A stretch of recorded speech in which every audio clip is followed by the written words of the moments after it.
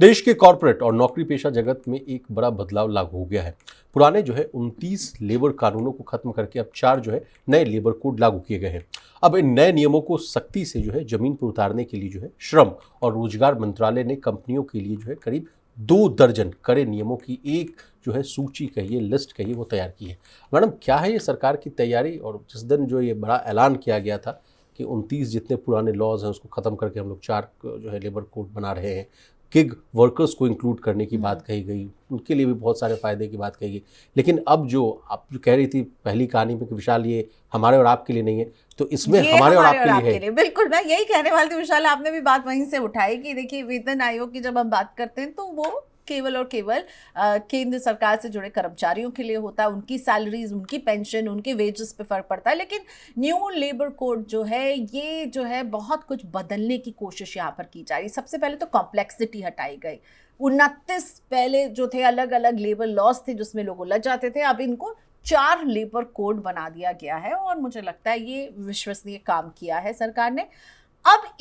अब इसके जब अंदर हम जाकर देखते हैं तो क्या कह रही है ये जो लेबर कोड्स है, वो क्या कह रहे हैं कि वो सैलरीज और जो पे आउट्स है उनको लेकर के वो चाहती हैं कि हर महीने एम्प्लॉय को मिल रहा हो अपनी सैलरी का जो लेटर है, मतलब क्या उसे कहते हैं, पेमेंट स्लिप मिल रही हो उनको हर महीने, समय पर वेतन मिलने की बात कही जा रही है मैडम। पीएफ और ईएसआईसी का पैसा समय पर डिपॉजिट हो, सैलरी स्लिप हर महीने जब आप सैलरी देंगे, सैलरी स्लिप भी फर्निश करना एक संस्थान के लिए बहुत जरूरी है। और जरूर सैलरी स्लिप समय से वेतन का भुगतान हो और सैलरी स्लिप उनको मिले, ईपीएफओ में उनका पैसा जा रहा हो, ईएसआई में उनका पैसा जा रहा हो, ये बहुत जरूरी है। एक और बात है कि अगर कार्यस्थल में किसी भी तरह की दुर्घटना हो जाती है तो ये भी एम्प्लॉयर को 24 से 72 घंटे के भीतर से रिपोर्ट करना होगा कि भाई इस तरह की घटना हुई है। ये उन लोगों के लिए ज्यादा इंपॉर्टेंट रहेगी जो कि औद्योगिक काम से जुड़े, इंडस्ट्रियल वर्क से जुड़े हुए हैं, फ्लोर्स में काम करते हैं जहां मैन्युफैक्चरिंग हो रही है। तो यहाँ पर उनकी सुरक्षा को लेकर के इसमें नियमों को और डिफाइन किया गया है। बहुत इंपॉर्टेंट बात है कि 300 से अधिक कर्मचारी वाले जो कंपनी होंगे वो अचानक से छटनी का कदम नहीं उठा सकते, ले ऑफ नहीं कर पाएंगे। बिल्कुल, सरकार की अनुमति उन्हें लेनी होगी अगर 300 से ज्यादा कर्मचारी हैं तो। ये एक बहुत इंपॉर्टेंट बात है। एक और इंपॉर्टेंट बात है कि अगर कोई कर्मचारी नौकरी छोड़ता है, इस स्थिति में भी 2 दिन में उसका full and final FNF settlement करना होगा और 30 दिन के अंदर उसे ग्रेच्युटी की पेमेंट करनी होगी। तो जाहिर तौर पर जो हमें नजर आ रहा है कि अब सरकार चाहती है कि इन सबको एक स्ट्रीमलाइन किया जाए। हमेशा बात की जाती है निजी क्षेत्र में किस तरह का एक्सप्लॉयटेशन हो रहा है सैलरीज को लेकर।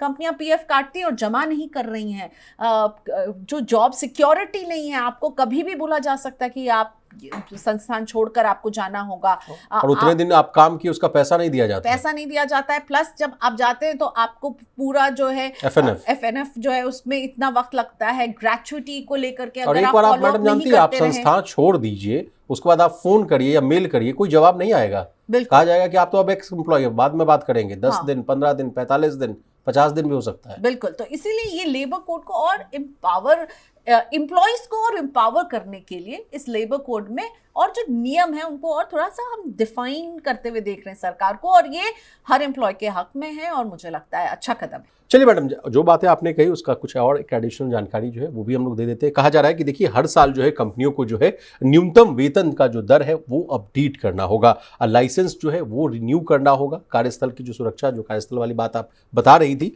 उसका कहा जा रहा है कि उसकी सुरक्षा का ऑडिट कराना होगा। और सबसे अहम बात ये है मैडम कि 40 साल या उससे अधिक उम्र के जो कर्मचारी हैं उनका हेल्थ चेकअप कराना होगा। तो ये मतलब अगर कुल मिलाकर देखें मैडम, जितनी बात मैंने आपकी सुनी और जो मैंने ऐड किया, पलड़ा लगता है कर्मचारियों के पक्ष में ज्यादा आता हुआ दिख रहा है। विशाल, लग तो रहा है लेकिन वही बात है ना कि लग रहा है, पेपर में तो बहुत ही सुहाने लग रहे हैं। को लेकर आप सवाल इम्प्लीमेंटेशन और हमारे देश में अच्छे पॉलिसीज का जो इम्प्लीमेंटेशन है उसको लेकर के जो दिक्कतें रहती है ना, मुझे उसको लेकर के सिर्फ एक फिक्र है। देखिए, पॉलिसी पेपर में तो बहुत अच्छी लग रही, मुझे लग रहा है एज एन एम्प्लॉय जो प्राइवेट क्षेत्र में काम करता है मैं और ज़्यादा एम्पावर्ड होंगी, मेरे पास ये अधिकार है, मेरे पास वो अधिकार है।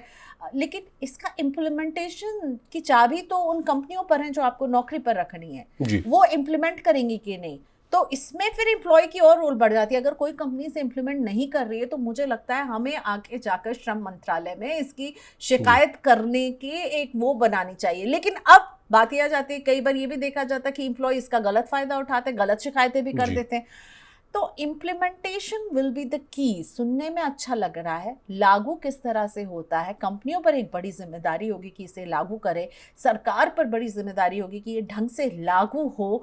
तभी मैं मानूंगी कि असल में ये 29 कानून को खोल मेल करके जो 4 लेबर कोड बनाए हैं ये वाकई में ऐसे हैं जो एम्पावर कर रहे हैं।